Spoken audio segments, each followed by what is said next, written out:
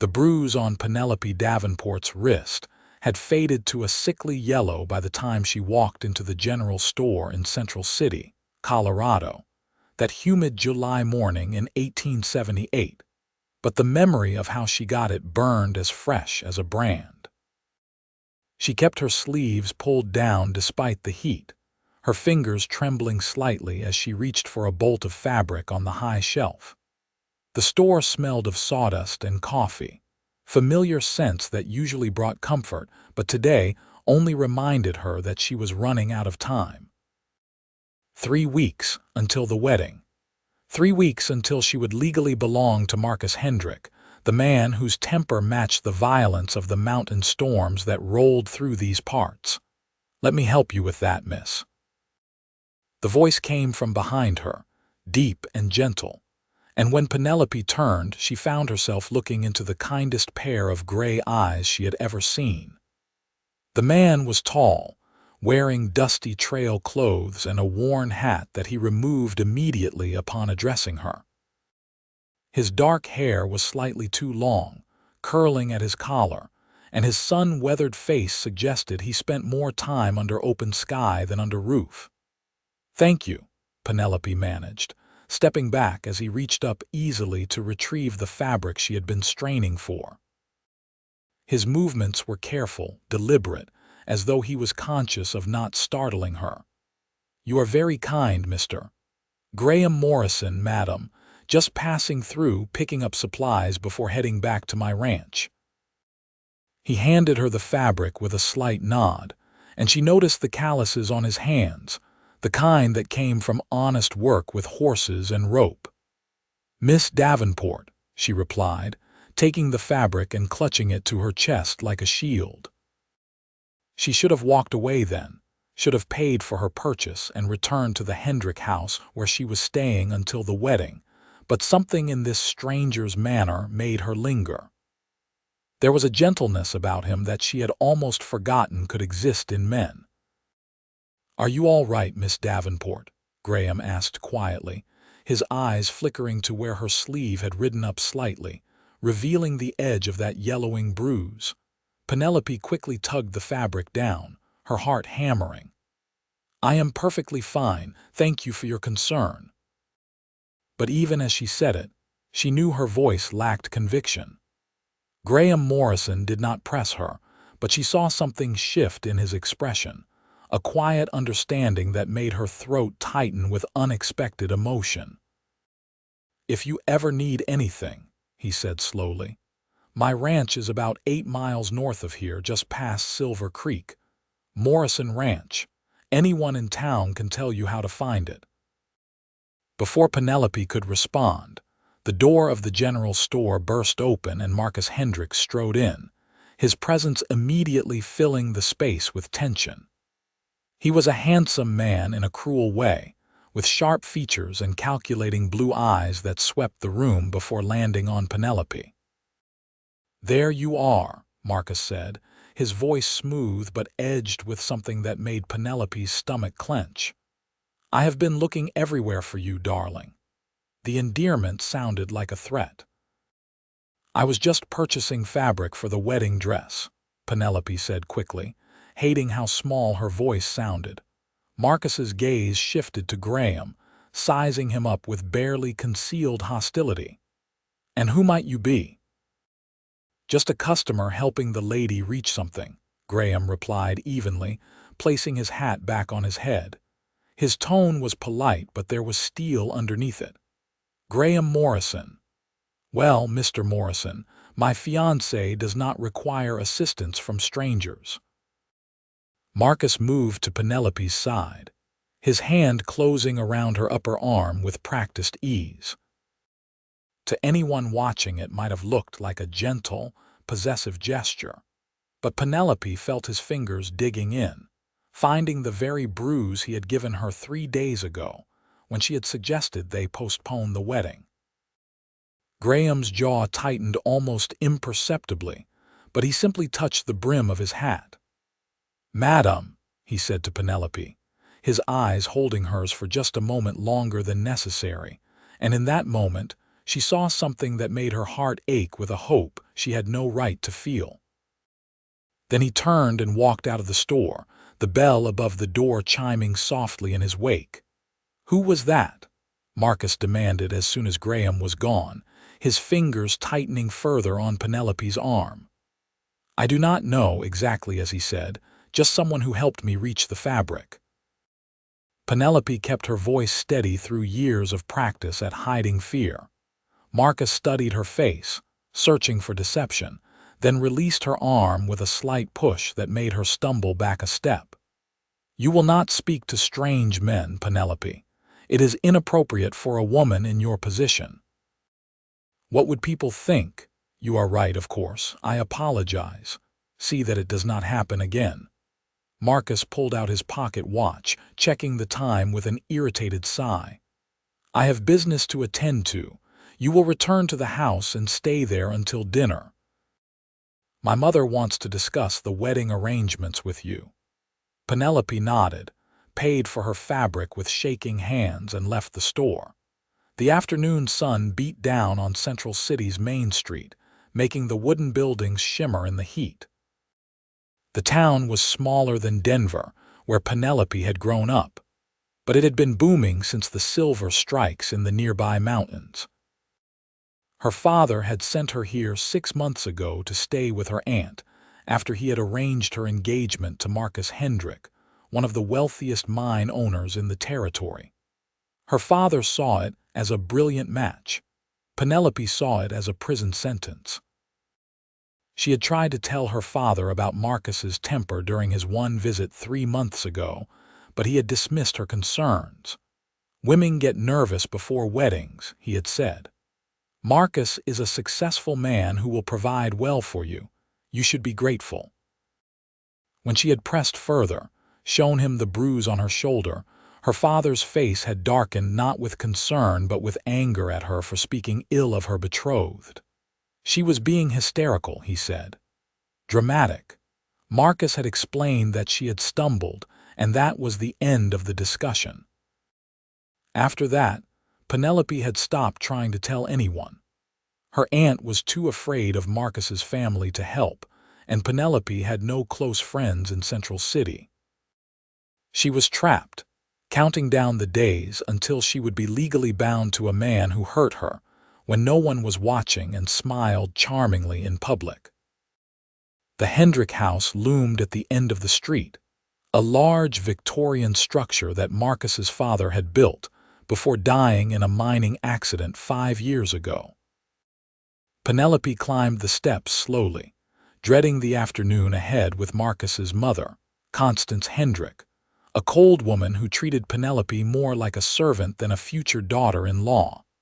The next few days passed in a blur of wedding preparations and stifling social calls. Penelope tried not to think about the kind stranger from the general store, but Graham Morrison's gray eyes kept appearing in her mind, especially in the dark hours of the night when she lay awake wondering if there was any escape from her fate. On the 4th day after their meeting, Penelope was in the garden behind the Hendrick house, attempting to find a moment of peace among the roses, when she heard horses approaching. She looked up to see Marcus riding up with 2 other men, all of them returning from some business in the mountains. Marcus dismounted and handed his reins to one of his workers, then noticed Penelope watching. "Come here," he called, not unkindly, and Penelope set down her basket and approached. But as she got closer, she saw that Marcus's good mood was fueled by whiskey. She could smell it on him, see it in the slight unsteadiness of his posture. Her heart began to race. "You look lovely today, my dear," Marcus said, reaching out to touch her cheek. When she flinched involuntarily, his expression changed. "What is wrong?" "Do you recoil from your future husband's touch?" "No, you startled me, that is all." Marcus's hand moved to her chin, gripping it hard enough to hurt. "You need to learn proper respect, Penelope. A wife should welcome her husband, not flinch away like a frightened animal." One of the other men cleared his throat uncomfortably, and Marcus released her, his public face sliding back into place. "Go inside," he said dismissively. "We will discuss this later." Penelope fled into the house, her whole body shaking.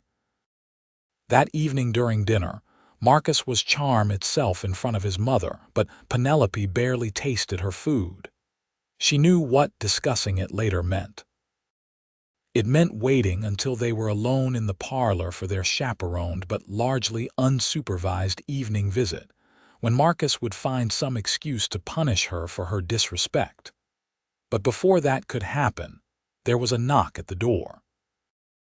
The housekeeper answered it, and Penelope heard a familiar deep voice asking to speak with Mr. Hendrick about purchasing some horses. Graham Morrison appeared in the doorway of the dining room moments later, hat in hand, looking every inch the respectable rancher conducting business. His eyes found Penelope's for just a fraction of a second before focusing on Marcus. "Mr. Hendrick, I apologize for interrupting your dinner. I am Graham Morrison. I own a ranch north of here. I heard you might have some horses for sale, and I am in the market for good breeding stock." Marcus looked annoyed but intrigued. He prided himself on his horse flesh. "You heard correctly, though it is rather late for business calls. I apologize. I was in town and thought I would inquire. If this is a bad time, I can return tomorrow." No, we were just finishing." Marcus dabbed his mouth with his napkin. "Mother, please excuse me. Penelope, you may retire to the parlor." But Constance Hendrick had other ideas. "Nonsense, Marcus. If Mr. Morrison is here, we should offer him coffee at least."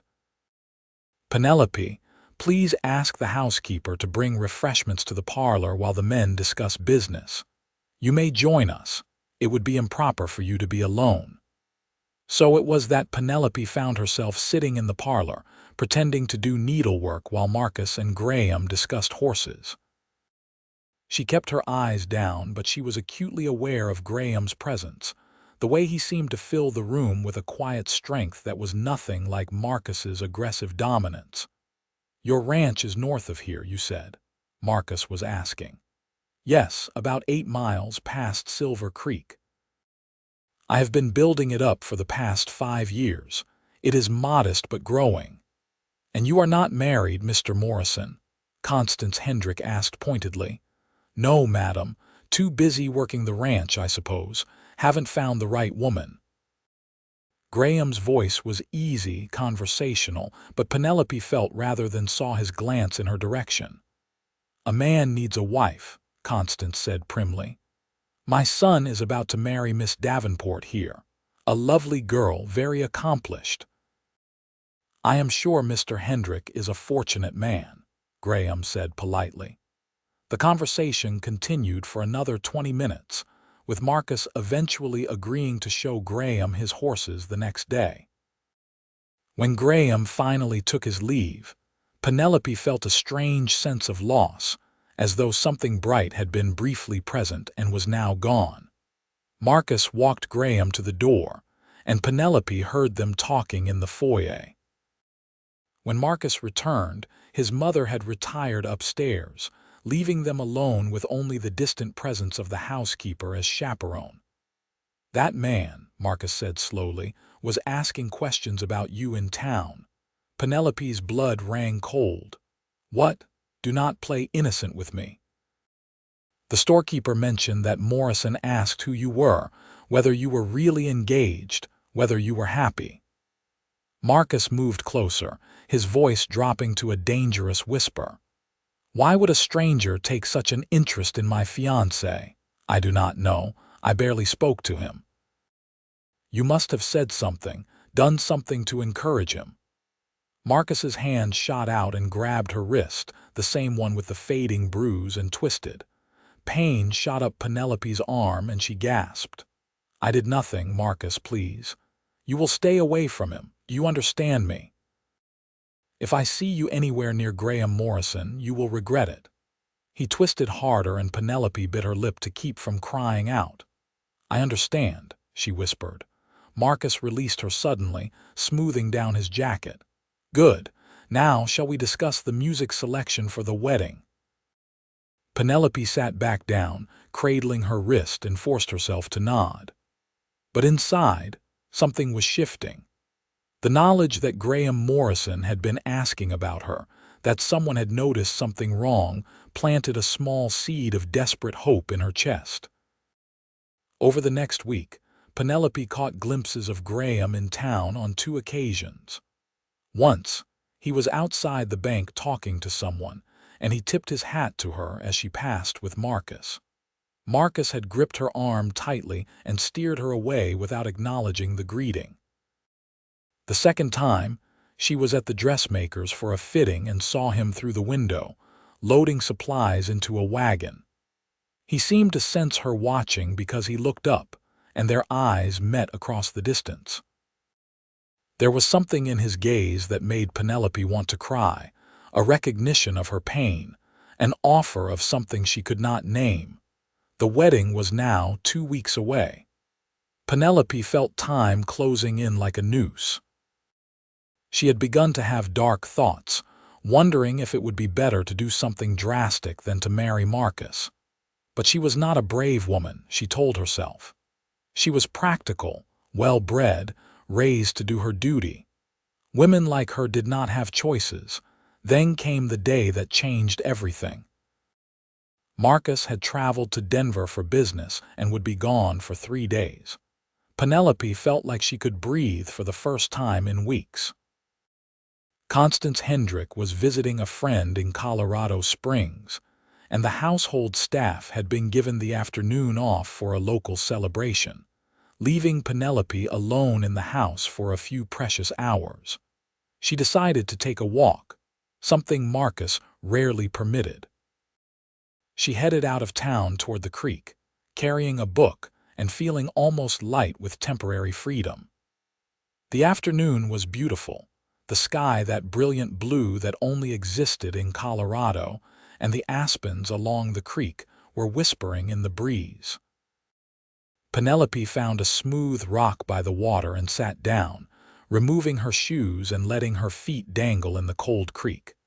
For a moment, she let herself imagine a different life, one where she was not about to marry a cruel man, where she could make her own choices. Beautiful spot. Penelope jumped, nearly falling off her rock, and turned to find Graham Morrison standing a respectful distance away, leading his horse to the water. "I am sorry, I did not mean to startle you," he said quickly. "I was riding back from town and saw you here. Are you all right? You should not be alone out here. There are sometimes trouble from men passing through." Penelope's heart was racing, but not from fear. "I needed air. The house was suffocating." Graham let his horse drink, then looped the reins loosely and moved a bit closer, though he kept several feet between them. "Miss Davenport, I hope you will forgive my boldness, but I have been worried about you. You do not even know me." "That is true. But I know what I saw in that general store. I have seen that look before, that fear. My sister, she married a man who hurt her. By the time my family realized what was happening, it was too late to help her easily. She is free now, living safely in California with her children, but it took years and a great deal of pain." Graham's voice was steady but filled with emotion. "When I see that same fear in someone else, I cannot just walk away." Tears sprang to Penelope's eyes before she could stop them. "I do not know what you mean. You do not have to pretend with me. There is no one here but us, and I give you my word that nothing you say will go beyond this creek bank." And somehow, standing there by the water with this near stranger, Penelope found herself speaking the truth she had held inside for so long. "He hurts me. Not every day, but often enough. When he is angry, when he has been drinking, when I do not perform the role of perfect fiancé well enough. He is careful, he does not mark my face, and he is so charming in public that no one would believe me if I told them. I tried to tell my father, and he called me hysterical." "What do you want?" Graham asked quietly. "If you could have anything, what would you choose?" "I would leave. I would go somewhere far away and never look back. But I have no money of my own, no skills, nowhere to go. My father would drag me back, and then everything would be even worse. Graham was quiet for a long moment, watching the water flow past. Then he said, "What if I could help you?" Penelope looked at him, afraid to hope. "Why would you do that? You do not know me, you owe me nothing." "Because it is the right thing to do, because no woman should be trapped with a man who hurts her, and because—" He paused, meeting her eyes. "Because in the short time I have known of your existence, I have not been able to stop thinking about you, about those sad eyes and the brave way you hold yourself together. I have no right to feel anything for you, I know that. But I do, and I cannot stand by and watch you marry a man who will make your life a misery." Penelope's breath caught. "What are you suggesting? Come with me. Today, right now. I will take you to my ranch. You will be safe there. I have a housekeeper, an older woman named Ruth, who will chaperone.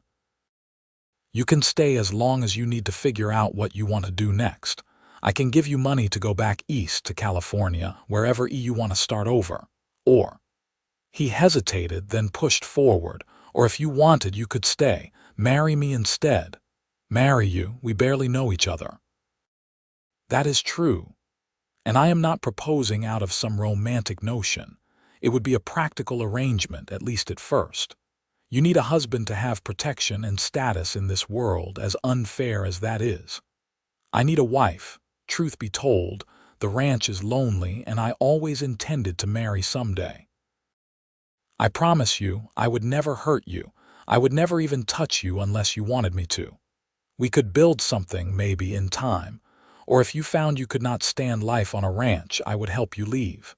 It was insane. Penelope knew it was insane. You did not run away with strange men.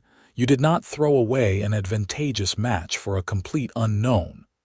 But as she looked at Graham Morrison's honest face, at the genuine concern in his gray eyes, she felt something shift inside her. Marcus would come after me, after us. Let him try. My ranch is on my land, and I have friends in the area. I'm not afraid of Marcus Hendrick. My father would be furious. I would be ruined socially. Would you rather be safe and ruined, or respectable and terrified? When he put it that way, the choice seemed almost simple. Penelope thought about 2 more weeks of Marcus's increasing control, of the wedding night that she had been dreading with a sick fear in her stomach, of a lifetime of walking on eggshells and hiding bruises. "If I did this," she said slowly, "if I left with you now, I could never go back. There would be no changing my mind. I understand. And I want you to understand something, Penelope. May I call you Penelope?" At her nod, he continued, "If you come with me, you will not be my prisoner. If you are miserable at the ranch, if you decide you have made a mistake, I will help you leave. I am offering you freedom, not a different cage. Freedom." The word hung in the air like something precious and fragile. Penelope had not felt free since her mother died when she was 16, since her father had begun seeing her as a commodity to be traded for business advantage. "I have nothing, no clothes or belongings beyond what I am wearing. We can replace all of that. What matters is you." Penelope looked down at the water rushing past her feet, carrying everything forward in its inevitable flow. Then she looked up at Graham Morrison, at this unexpected savior who had appeared in her life like an answer to prayers she had been afraid to speak. "All right," she whispered. "I will come with you." The relief that washed over Graham's face was almost comical. "Truly, truly, before I lose my courage. Then we should go now, quickly, before anyone sees us." Graham untied his horse and led it to a mounting block formed by natural stone. "I am afraid you will have to ride with me. My horse can carry double for the distance to the ranch." Penelope pulled on her shoes with shaking hands, then let Graham help her mount. She sat sideways in front of him, his arms coming around her to hold the reins, and for the first time in longer than she could remember, she felt safe in a man's embrace. They rode north out of Central City at a steady pace, fast enough to cover ground but not so fast as to attract attention. Graham took back roads where possible, avoiding the main trail. Penelope's heart was hammering so hard she thought it might burst from her chest. She could not believe what she was doing. She had essentially run away with a stranger, thrown away her entire future on the word of a man she had spoken to perhaps 3 times. But as the miles passed and Central City disappeared behind them, Penelope felt something she had almost forgotten. She felt hope. The Morrison ranch appeared as they crested a small rise about an hour later. It was modest, as Graham had said, but well maintained. A neat ranch house with a covered porch, a large barn, several outbuildings and corrals that held a dozen or so horses. Mountains rose in the distance, and a stream cut through the property, lined with cottonwoods that provided shade. "It is not much," Graham said, a note of uncertainty in his voice. "It is beautiful," Penelope said honestly. Compared to the oppressive grandeur of the Hendrick house, this simple ranch looked like paradise. A woman emerged from the house as they rode up, wiping her hands on her apron. She was perhaps 50, with gray-streaked brown hair and a weathered but kind face. "Ruth," Graham called as he dismounted and then helped Penelope down. "I have brought a guest. This is Miss Penelope Davenport. She will be staying with us." Ruth's sharp eyes took in Penelope's rumpled dress and frightened expression, then moved to Graham's protective posture. Whatever she saw, she seemed to understand. "Welcome, miss. You look like you could use some tea and a place to sit." "Thank you," Penelope managed. Graham and Ruth exchanged a long look, and Ruth gave a small nod. "I will prepare the guest room," she said pointedly, making it clear that propriety would be maintained. Inside, the ranch house was simple but comfortable. The main room served as both kitchen and living area, with a large fireplace and furniture that looked handmade but sturdy. There were 2 doors leading off the main room, which Graham explained led to bedrooms. "You will take my room," Graham said. "It is larger and more comfortable. I will sleep in the barn. That is where I usually end up during calving season anyway." "I cannot take your room," Penelope protested. "You can and will.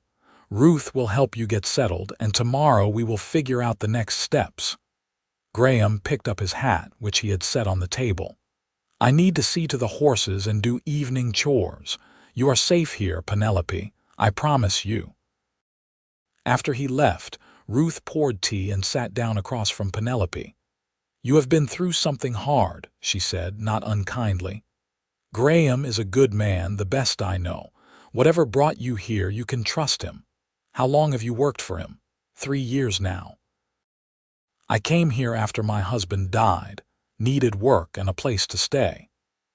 Graham treated me with nothing but respect and decency, paid me fair wages, never once made me feel anything but valued. He is a man of his word." Over tea and then a simple dinner that Ruth prepared, Penelope found herself relaxing slightly.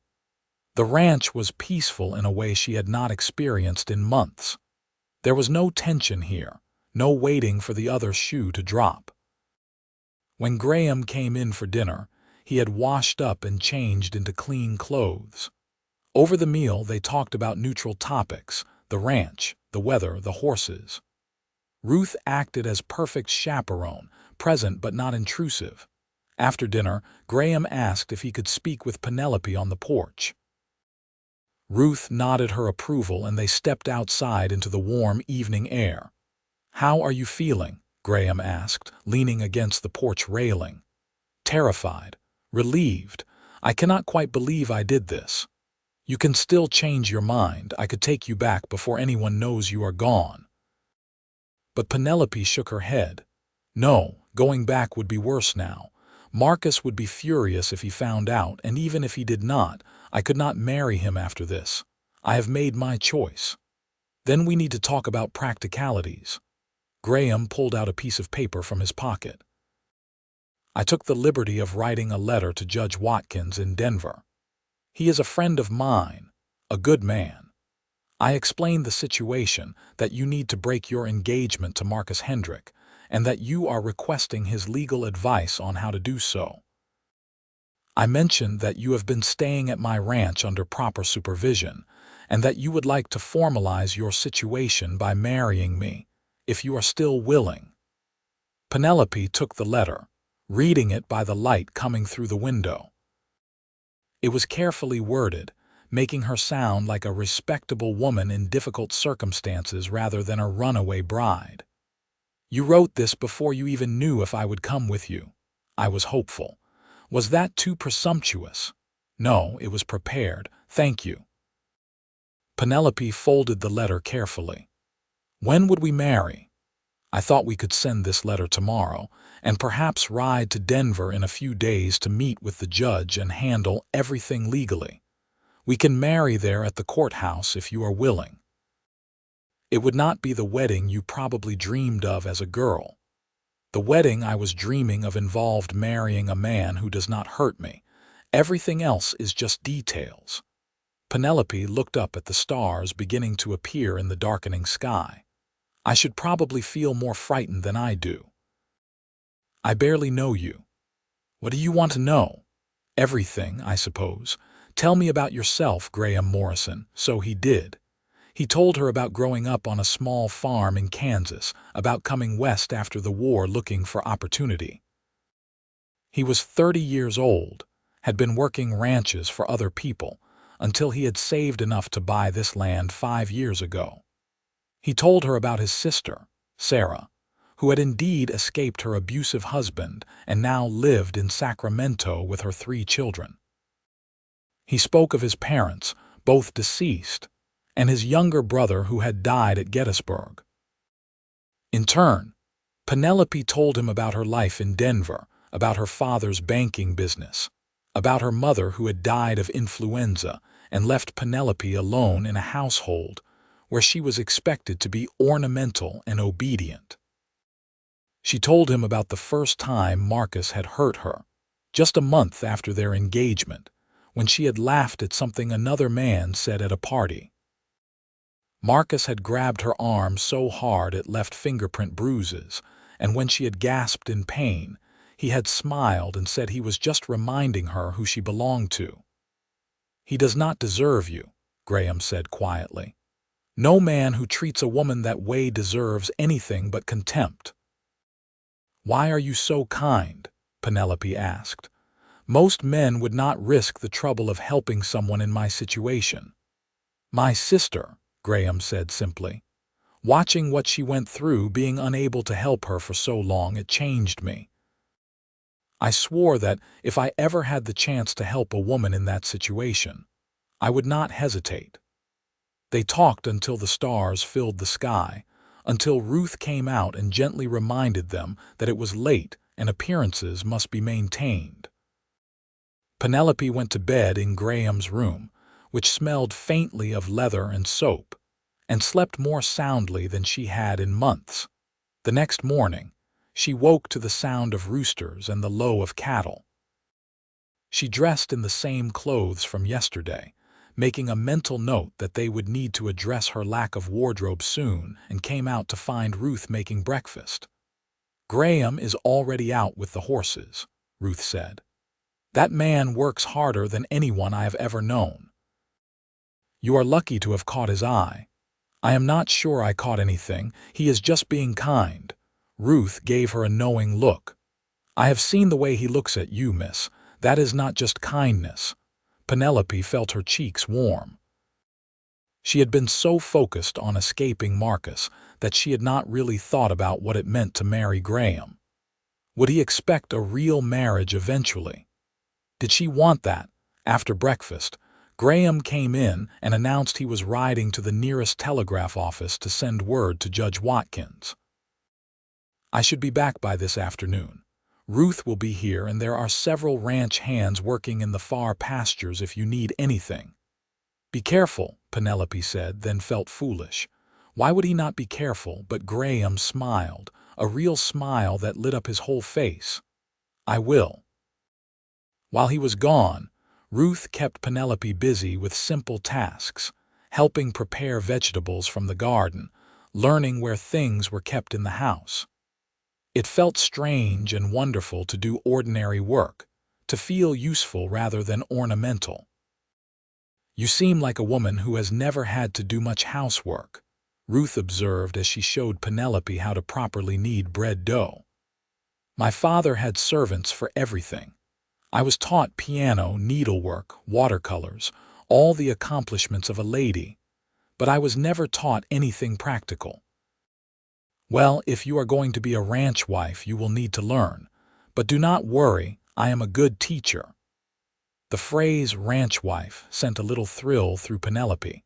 It sounded so different from society wife, which was what she would have been to Marcus.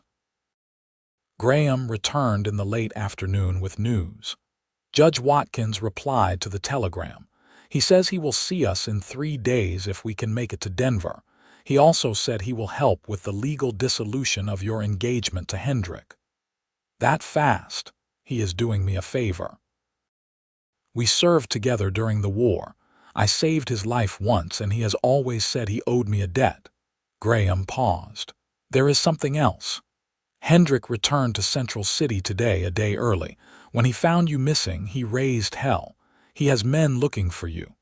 Penelope's blood rang cold. He will come here.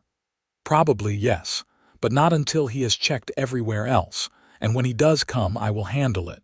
You do not understand, Marcus is dangerous when he is angry. So am I, Graham said quietly, and there was steel in his voice that Penelope had not heard before. I will not let him hurt you again.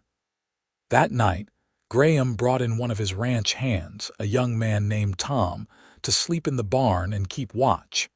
He also cleaned his rifle and placed it above the door, though he assured Penelope it was just a precaution.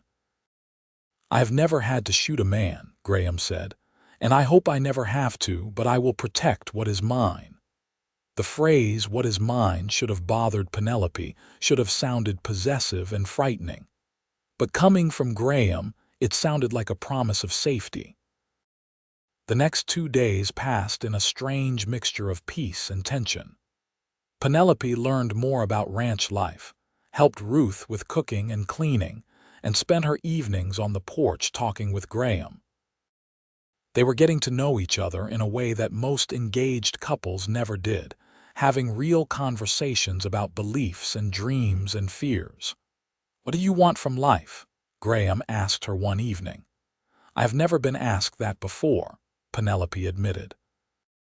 Women are not really supposed to want things beyond a good marriage and children. I am asking, Penelope thought about it.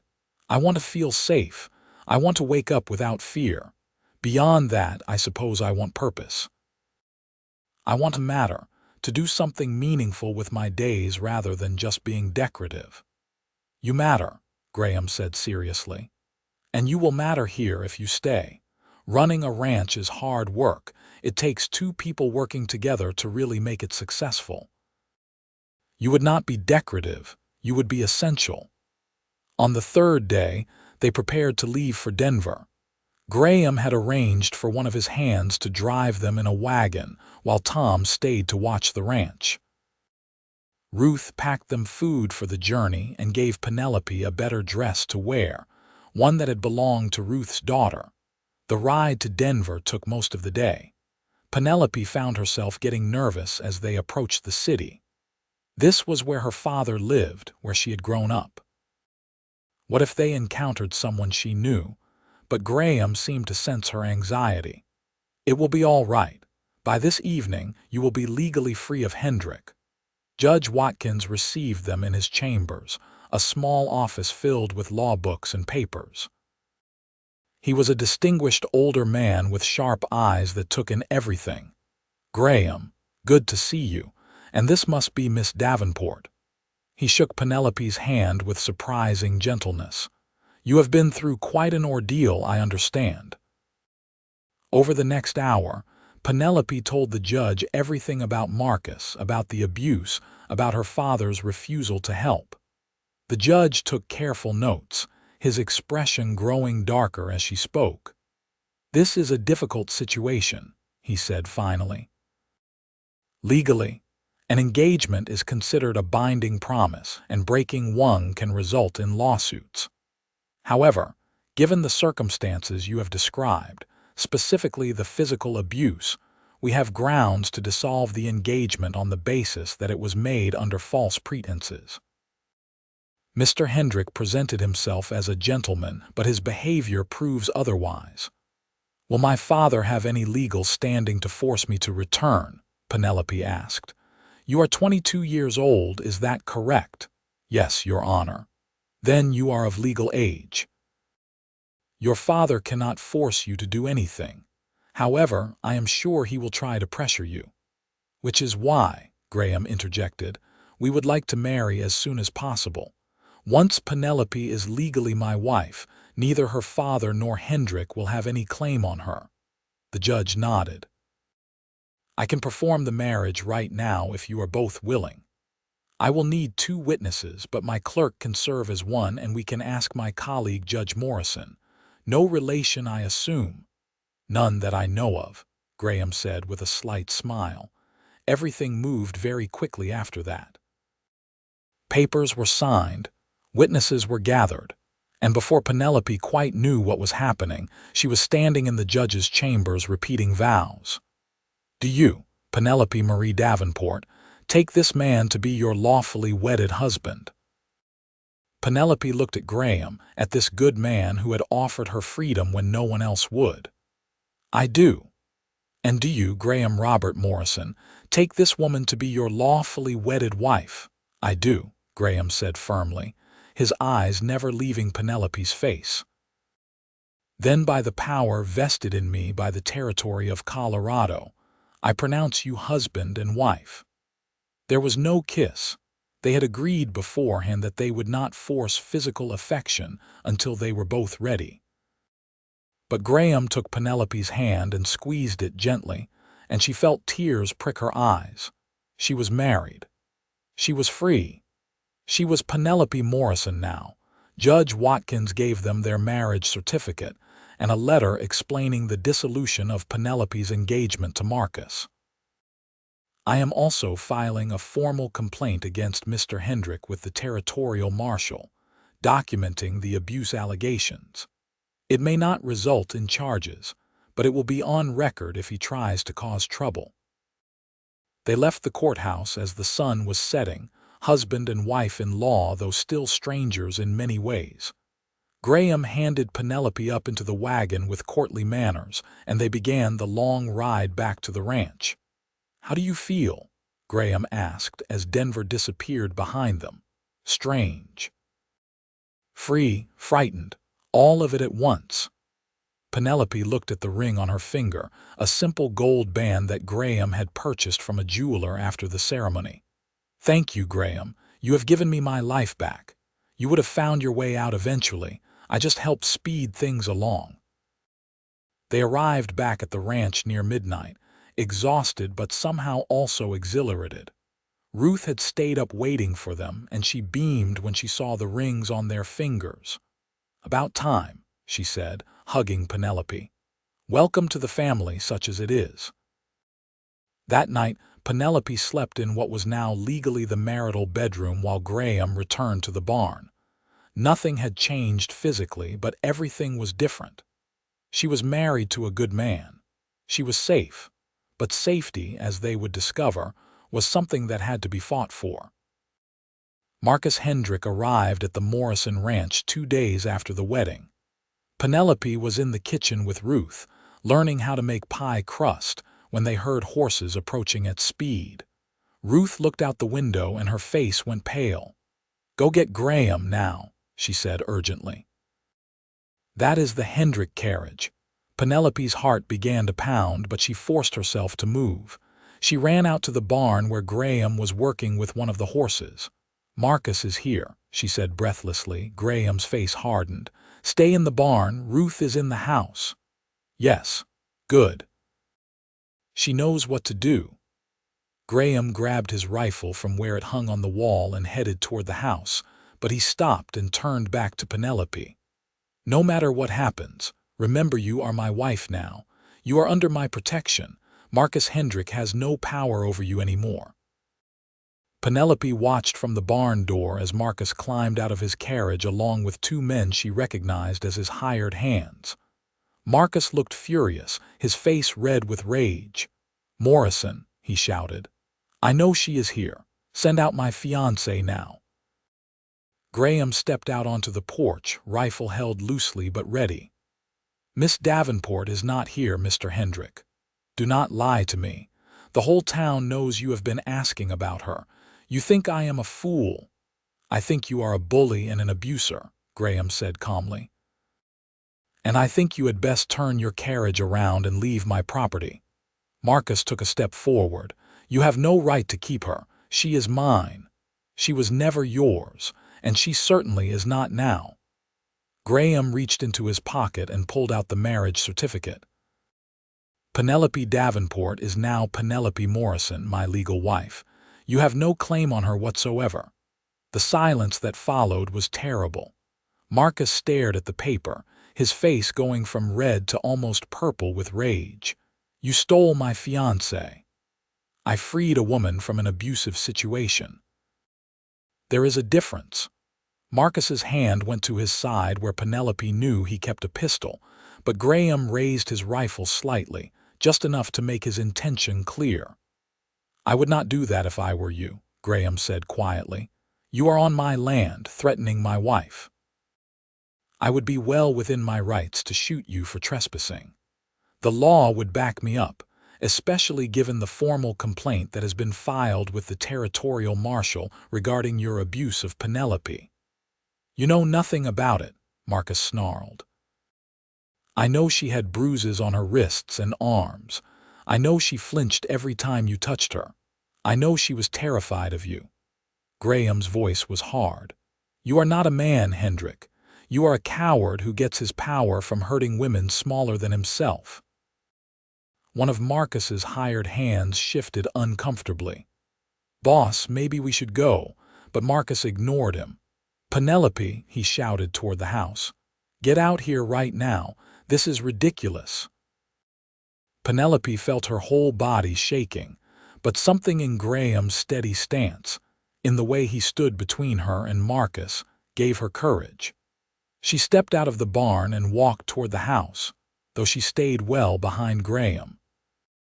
"Hello, Marcus," she said, proud that her voice only trembled slightly. Marcus's eyes locked on her. "What have you done?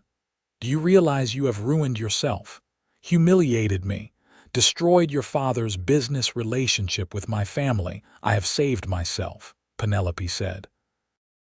"I will not marry you, Marcus. I will not spend my life being hurt by you."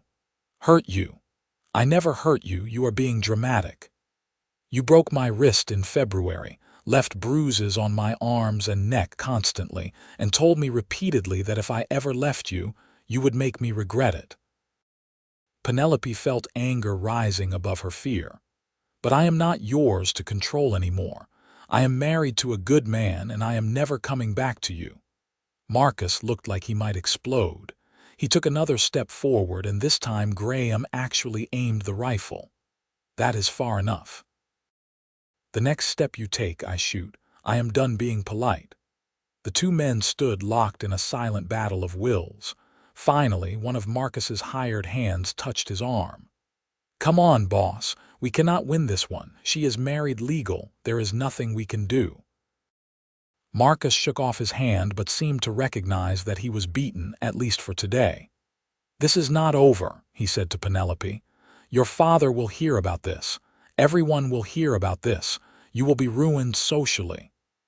"I do not care," Penelope said, and meant it. "I would rather be ruined and safe than respectable and terrorized." Marcus climbed back into his carriage, his movements jerky with suppressed rage. As they pulled away, he leaned out and pointed at Graham. "You have made an enemy today, Morrison." "Better an enemy than a coward," Graham replied. They watched until the carriage disappeared down the road.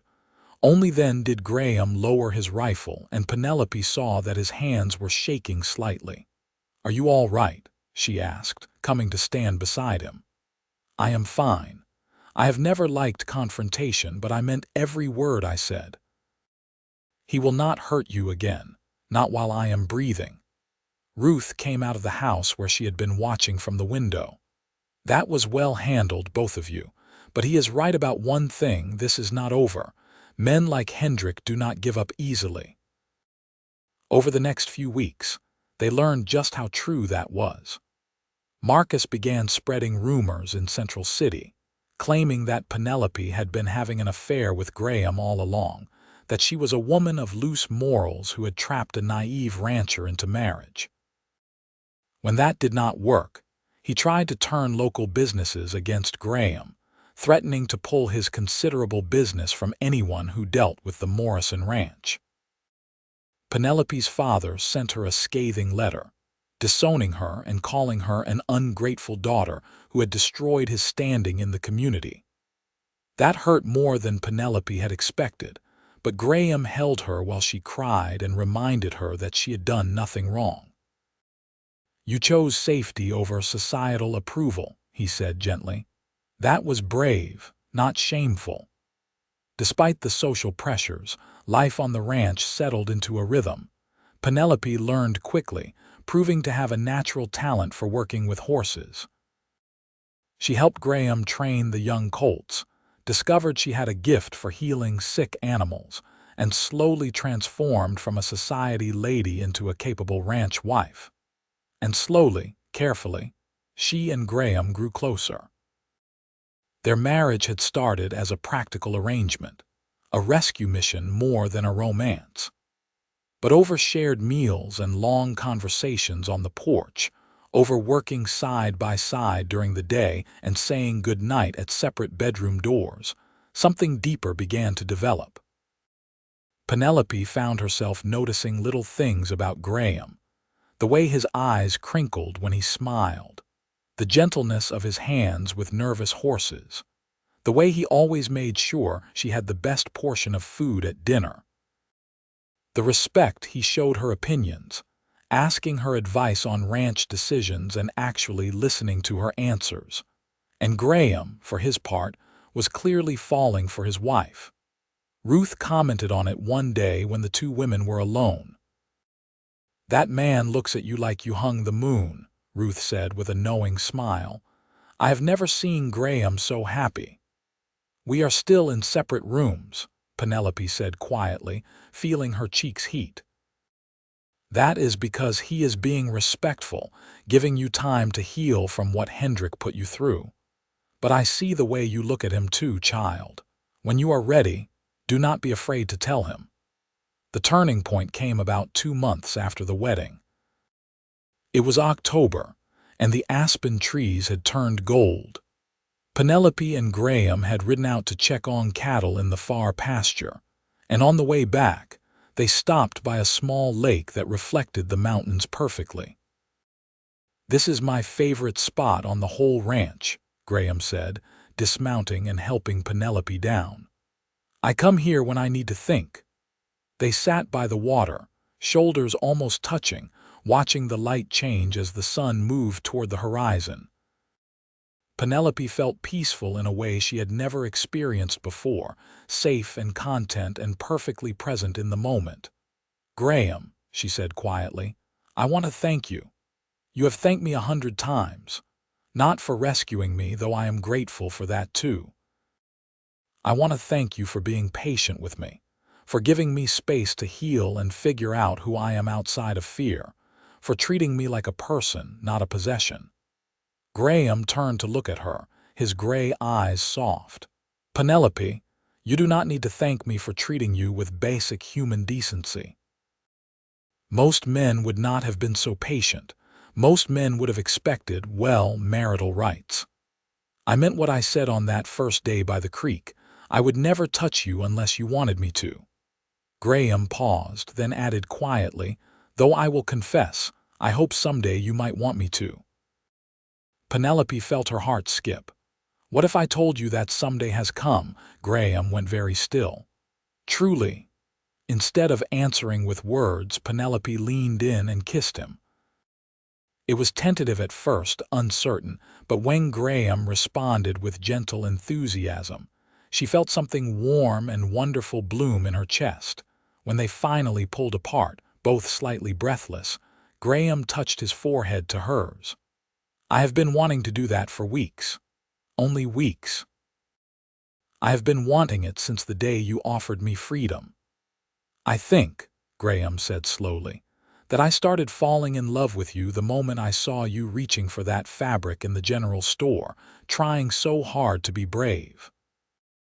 I think I started falling for you when you said I could leave if I wanted, that you were offering freedom, not a different cage.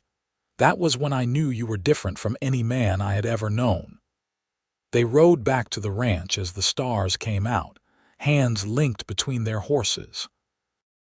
That night, Penelope did not go to the separate bedroom. With Ruth's knowing smile and blessing, she went with Graham to what was now truly their room. Their marriage became real that night, not just in law but in truth. Graham was gentle and patient, always asking if she was all right, stopping if she seemed uncertain. And Penelope discovered that physical intimacy could be tender and beautiful when it was based on mutual respect and genuine affection. The next morning, she woke up in Graham's arms and felt completely happy for the first time in years. As autumn turned to winter, Penelope fully settled into her new life. The social stigma that Marcus had tried to create never really took hold. Local people were not as easily swayed as Marcus had hoped. Most folks in the area had heard stories about the Hendrick temper, and when they met Penelope and saw how happy she seemed, how healthy and vibrant compared to the frightened shadow she had been, they drew their own conclusions. Marcus made one more attempt to cause trouble, trying to get the territorial marshal to investigate Graham for kidnapping. But Judge Watkins's formal complaint about Marcus's abuse, combined with Penelope's own testimony that she had left willingly, shut that down quickly. The marshal actually came to the ranch to speak with Penelope, and she told him everything. By the end of the conversation, the marshal was looking at Marcus Hendrick with suspicious eyes, not at Graham Morrison. After that, Marcus seemed to give up. He eventually became engaged to another woman, the daughter of a Denver banker, and Penelope heard through the grapevine that he was on his best behavior, perhaps having learned that his reputation had been damaged by the scandal. Penelope's father never reconciled with her, but her aunt, the one she had stayed with in Central City, reached out secretly. She apologized for not helping when Penelope was trapped and asked if she could visit. Penelope agreed, and when Aunt Martha came to the ranch, she was amazed by the transformation in her niece. "You look like a completely different person," Martha said, tears in her eyes. "I am so sorry I did not help you when you needed it. I was afraid of the Hendrick family, afraid of what they might do. I was a coward." "You were in an impossible situation," Penelope said, hugging her. "I do not blame you. I am just glad we can have a relationship now." Through Martha, Penelope heard occasional news about her father and about society in Denver. She found she did not miss any of it. Her life on the ranch was full and meaningful in ways her old life had never been. Winter came, and Penelope experienced her first season snowed in on the ranch. She learned to cook properly under Ruth's tutelage, took over the household accounts, and even helped with the difficult work of keeping the animals fed and safe during storms. She and Graham grew closer with each passing day. He taught her to ride like a Westerner, not like a proper lady, and she discovered a love of galloping across open meadows with the wind in her hair. He taught her to shoot, to track animals, to read the weather. In return, she brought literacy and education to the ranch, teaching the ranch hands to read in the evenings, keeping careful records of breeding lines and sales. They became partners in the truest sense, two people working together toward common goals. And they were deeply in love, the kind of love that grew from friendship and respect, and showed in 1,000 small kindnesses each day. In February, Penelope realized she was pregnant. She told Graham one evening after dinner, nervous about how he would react. They had not really discussed children, everything had happened so fast, but Graham's face lit up with pure joy. A baby, truly, truly, are you happy? Happy does not begin to cover it. Graham pulled her into his arms carefully as though she might break. You have given me everything, Penelope. A real home, partnership, love, and now a child. I am the luckiest man alive. The pregnancy progressed smoothly. Penelope felt wonderful, more healthy and vibrant than she ever had. Ruth fussed over her and Graham treated her like precious china, which Penelope found both touching and occasionally annoying. I am pregnant, not broken, she would remind him when he tried to keep her from doing any work. I know, but I want you to be safe. I am safe. I am exactly where I should be, doing what I want to do with a man who loves me. I could not be safer. In late October of 1879, just over a year after Penelope had first walked into that general store in Central City, she gave birth to a healthy baby boy. They named him Robert Graham Morrison, after both of his grandfathers, though they called him Robbie. Holding her son for the first time, with Graham beside her looking awestruck and terrified in equal measure, Penelope thought about how much her life had changed. A year ago she had been trapped, frightened, counting down days to a wedding that felt like a death sentence. Now she was a wife, a mother, a partner in a successful ranch, and most importantly, she was free and loved. What are you thinking? Graham asked softly, stroking Robbie's tiny hand with one finger. I am thinking that I am grateful you walked into that general store, Penelope said. I am grateful you saw me, really saw me, when everyone else only saw a well-dressed woman with no problems. I am grateful you offered me freedom. And I am grateful you were brave enough to take it. Graham kissed her forehead gently. I love you, Penelope Morrison. I love you too, Graham Morrison. Life continued to unfold in the years that followed. The ranch prospered under their joint management.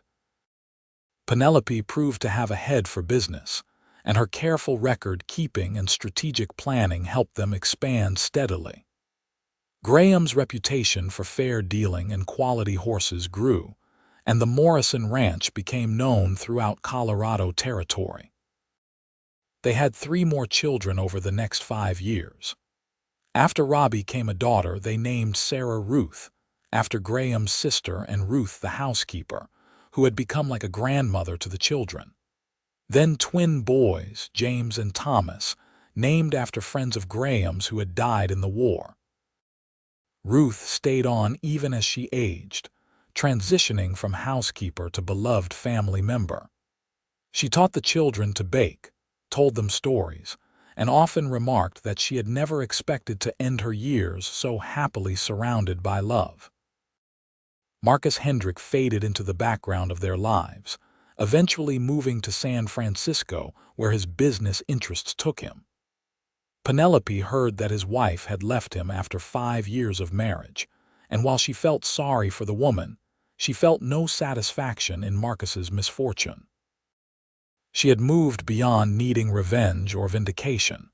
She was simply content.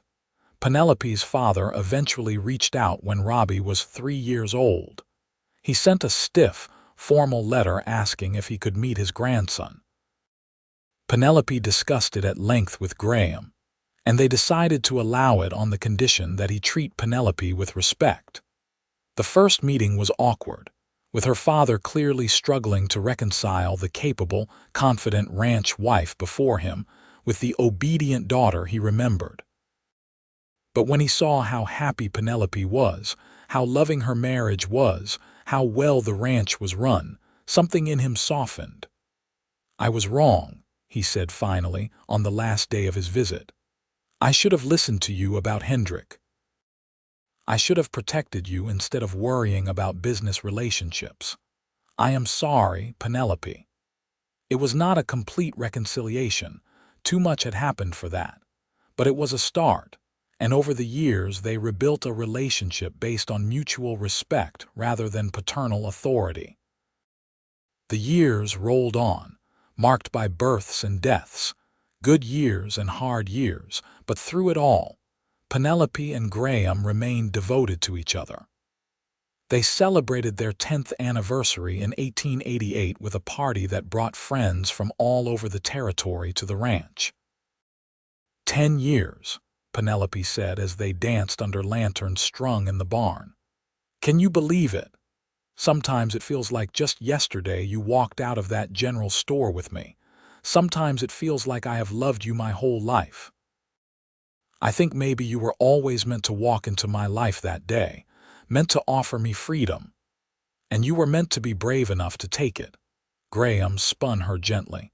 "You have made these the best years of my life, Penelope. I love you more today than I did the day we married, and I will love you more tomorrow than I do today. That is the most romantic thing you have ever said, and you say romantic things all the time." Graham laughed, that warm, genuine laugh that Penelope had fallen in love with years ago. "I have a good teacher. You have taught me what real love looks like."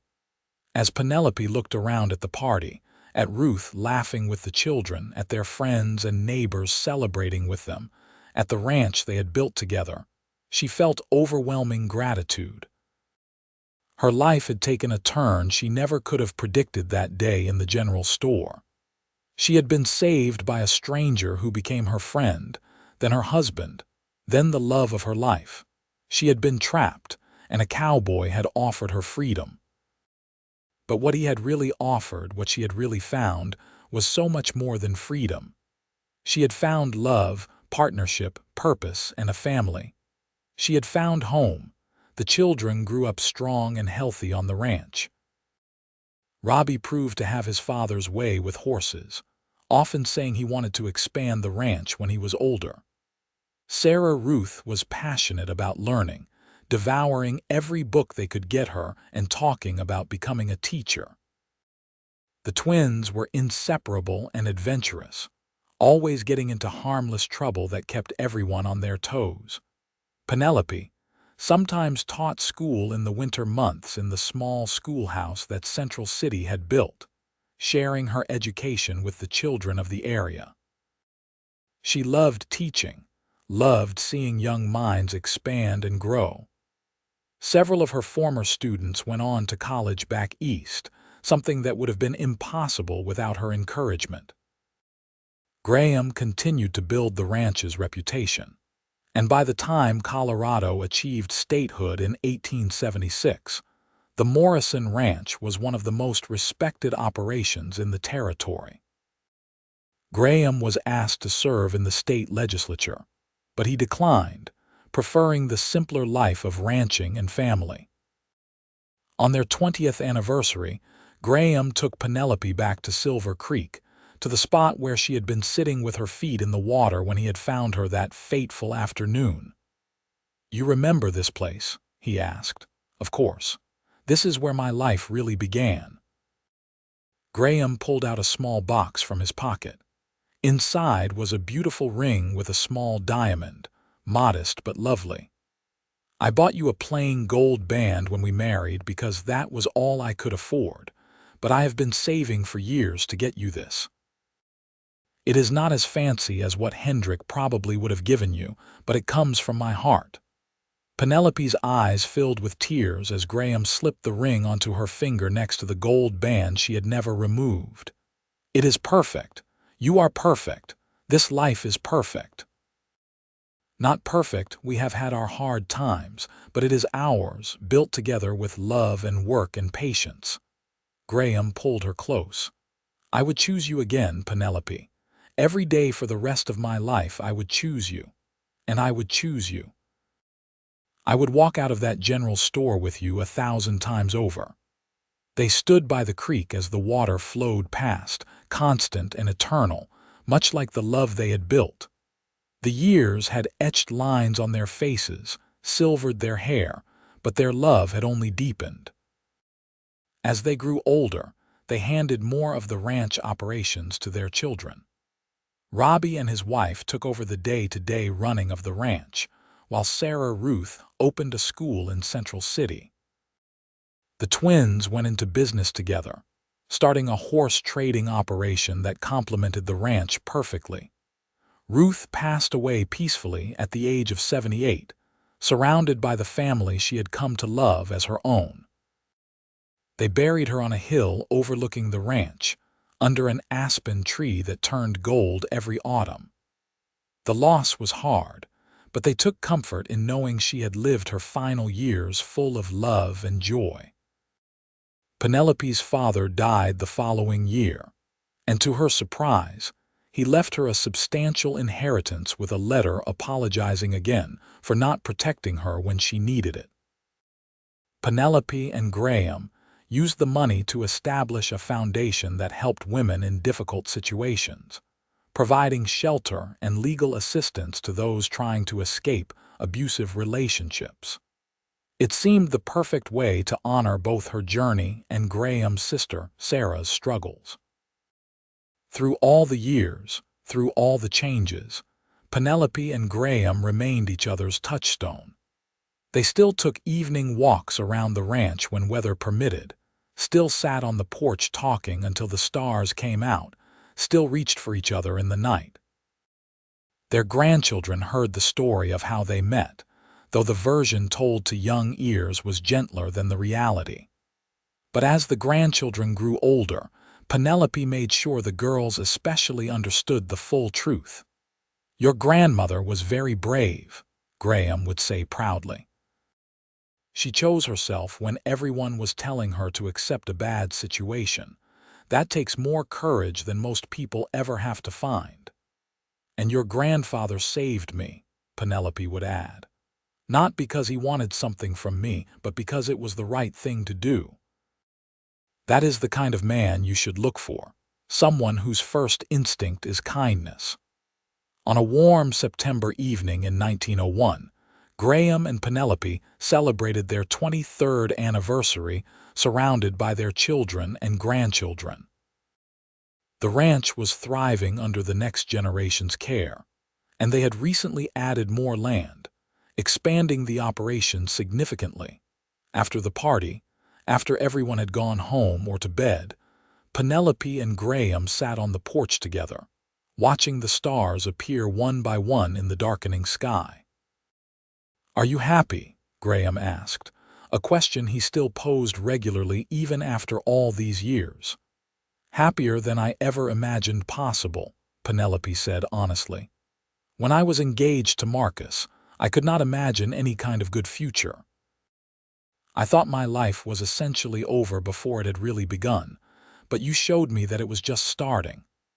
"We showed each other," Graham corrected gently. "You gave me purpose, Penelope. Before you, I had a ranch and work, but I did not have meaning. You brought love and laughter and life to this place. You made everything matter." Penelope leaned her head on his shoulder, breathing in the familiar scent of him, leather and soap and home. "I love you, Graham Morrison, with my whole heart for my whole life. And I love you, Penelope Morrison. You are the best thing that ever happened to me." They sat in comfortable silence, two people who had found each other against all odds, who had built a life together based on respect and partnership and deep, abiding love. The ranch around them was peaceful.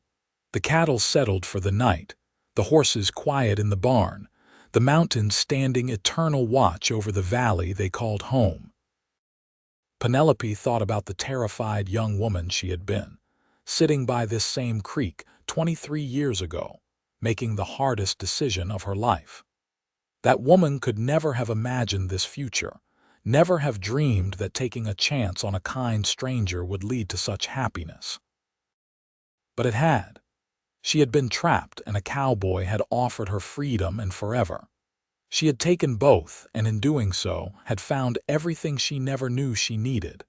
Their love story was not the typical romance of grand gestures and sweeping declarations.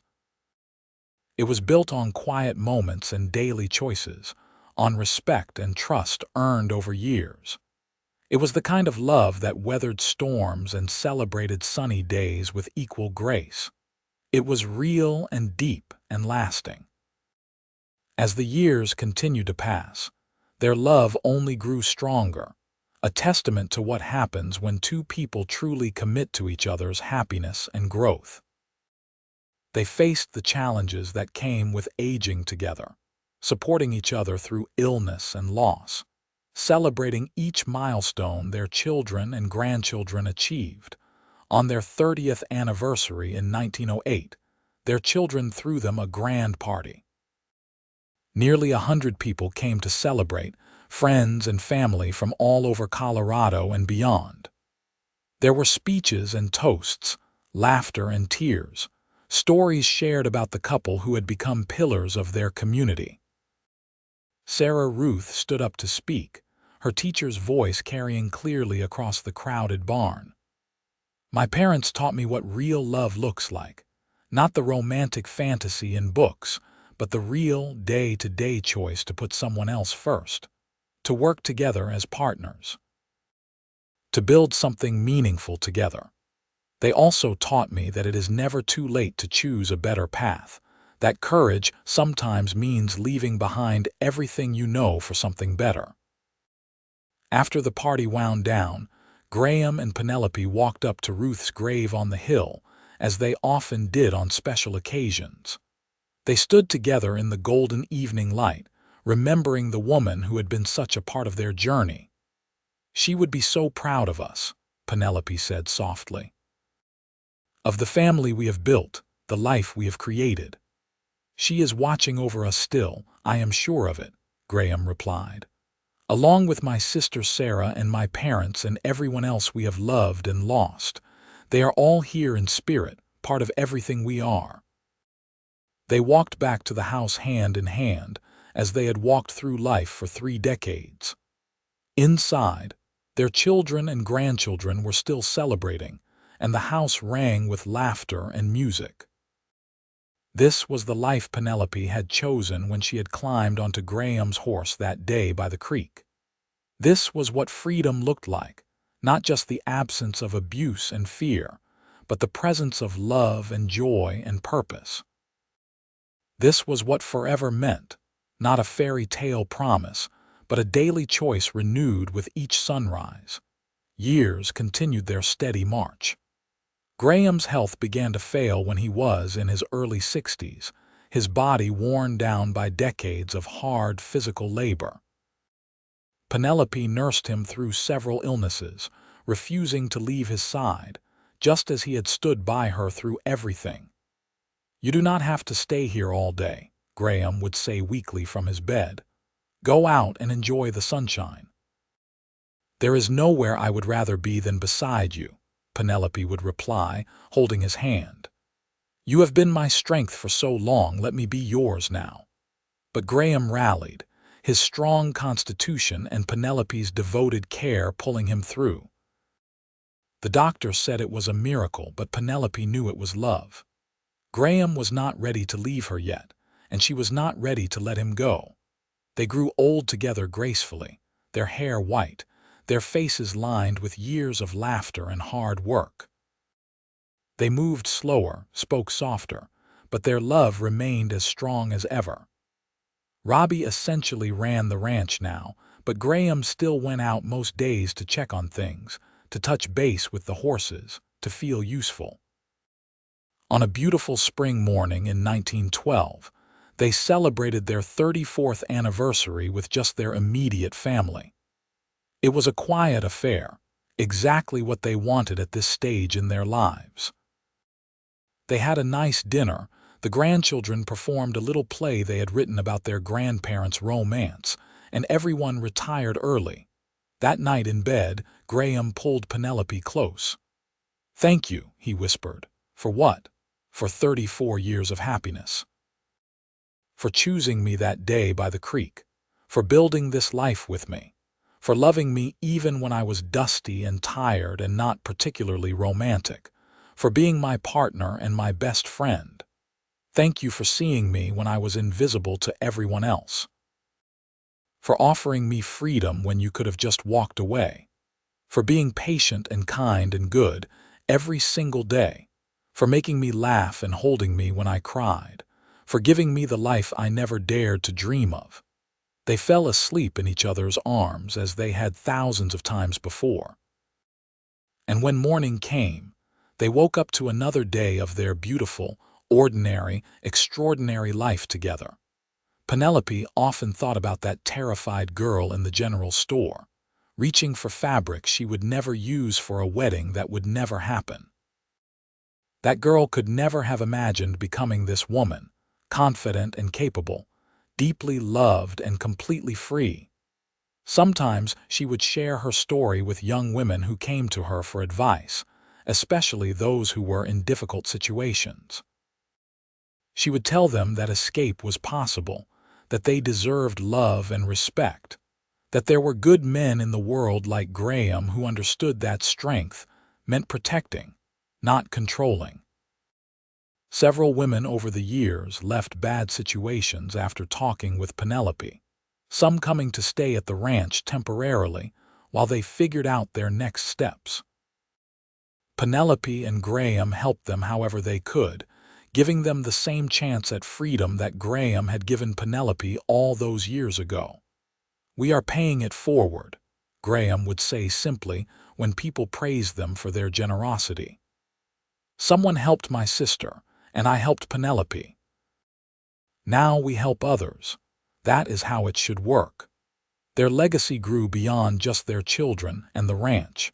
The foundation they had started expanded to help dozens of women each year. The school that Sarah Ruth ran became known for its excellence and its policy of educating girls as thoroughly as boys. Their grandchildren carried forward the values of respect, hard work, and compassion that they had learned growing up at Morrison Ranch. As they moved into their late 60s, Penelope and Graham spent more time simply enjoying each other's company. They would sit on the porch for hours, not always talking, just being together. They would take slow walks around the property, pointing out changes, remembering moments from decades past. "You ever regret it?" Graham asked one day. "Giving up your life in Denver society, everything your father had planned for you," Penelope laughed. "Not for one single second. I gave up a gilded cage for real freedom. I gave up polite misery for genuine joy. That was not a sacrifice, it was the best decision I ever made." "Good," Graham said, squeezing her hand. "Because I would not trade these years for anything. You made me complete, Penelope. Before you, I was just a man working a ranch. After you, I was a husband, a father, a partner. I was whole." They celebrated their 35th anniversary quietly in 1913, surrounded by their children, grandchildren, and even a few great-grandchildren. The family had grown large, branches extending in all directions. But they all gathered when they could at the ranch that Graham and Penelope had built together. That evening, as the last of the guests departed, Penelope and Graham sat on the porch watching the sunset paint the mountains pink and gold. 35 years, Penelope mused. More than half my life. I have been Penelope Morrison longer than I was ever Penelope Davenport. And you have been happy as Penelope Morrison, blissfully, wonderfully happy. Every single day, even the hard ones. Graham pulled her close, and they sat together as darkness fell and the stars emerged. In the distance, they could hear Robbie giving instructions to the ranch hands, preparing for tomorrow's work. In the house behind them, lights glowed warm and welcoming, and they could hear their daughter-in-law singing softly to a baby. This was what they had built. Not just a ranch, though the ranch was successful. Not just a family, though the family was large and loving. They had built a legacy of love, of showing that escape from bad situations was possible, that redemption and second chances existed, that real love was based on respect and partnership. "I would do it all again," Penelope said softly. "Every moment, every choice, every step of this journey, I would choose you again and again and again." "As I would choose you," Graham replied. "You are my greatest adventure, Penelope Morrison, my greatest joy and my greatest blessing." They stayed there until the stars filled the sky completely. Two people who had found each other against all odds and built a lifetime of love from one moment of courage by a creek so many years ago. Penelope had been trapped in an engagement to a cruel man, trapped by society's expectations and her father's demands and her own fear. Graham had offered her freedom, not knowing that she would also give him freedom in return from his loneliness and his guilt over his sister and his solitary existence. They had freed each other, and in doing so, they had discovered that freedom was only the beginning. What came after was love, deep and true and lasting. What came after was forever, and as they sat together under the Colorado stars, old in content and still very much in love, they knew that their story was exactly what stories should be. Not easy but real, not perfect but genuine. Not a fairy tale, but something better, something true. They had found their forever, and it was more beautiful than either of them had ever dared to dream.